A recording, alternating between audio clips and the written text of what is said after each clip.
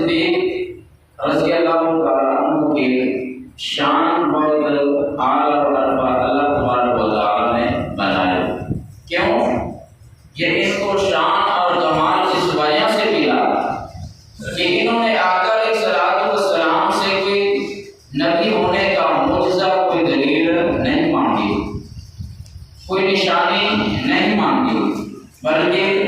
کلمہ پڑھا، مسلمان ہو گئے اور اپنا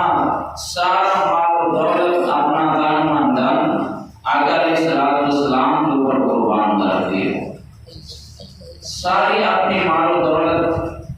دین اسلام کی خاطر قربان کر دی۔ نبی کریم صلی اللہ تعالیٰ علیہ وآلہ وسلم ایک دفعہ مسجد نبوی کے سن میں بیٹھے ہیں اور چندے کا اعلان کیا، تو آقا علیہ الصلوۃ والسلام جس وقت چندے کا اعلان کرتے تو تمام صحابی اپنی اپنی گنجائش اور طاقت کے مطابق چندہ جمع کرواتے اور اس کے بعد نبی کریم صلی اللہ تعالیٰ علیہ وآلہ وسلم ہر صحابی سے پوچھتے۔ تو حضرت ابو بکر آئے، حضرت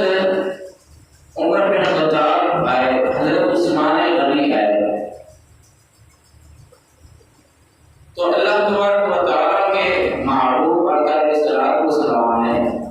حضرت عمر سے پوچھا ہے، عمر کیا لے کر آئے ہو؟ فرمایا کہ یا رسول اللہ، گھر میں جو کچھ بھی تھا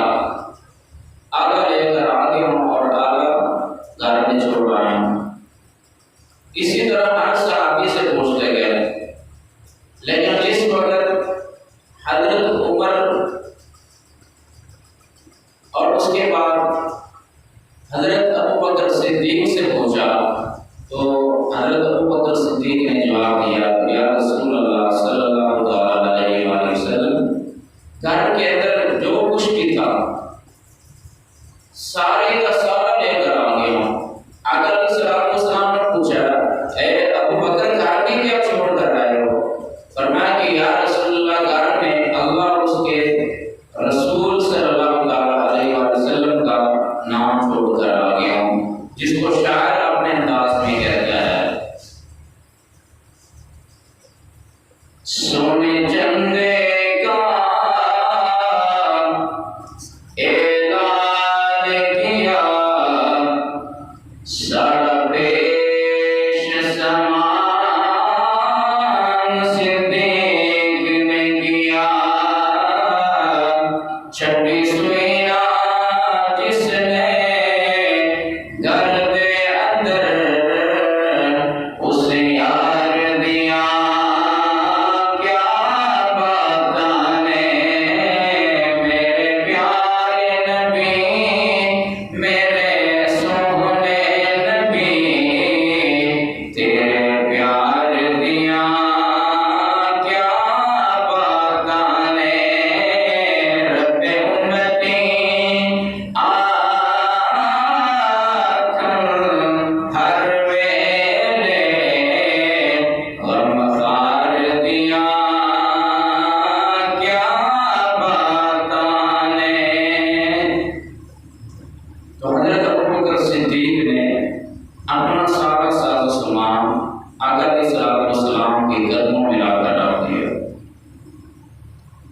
تو حضرت ابو بکر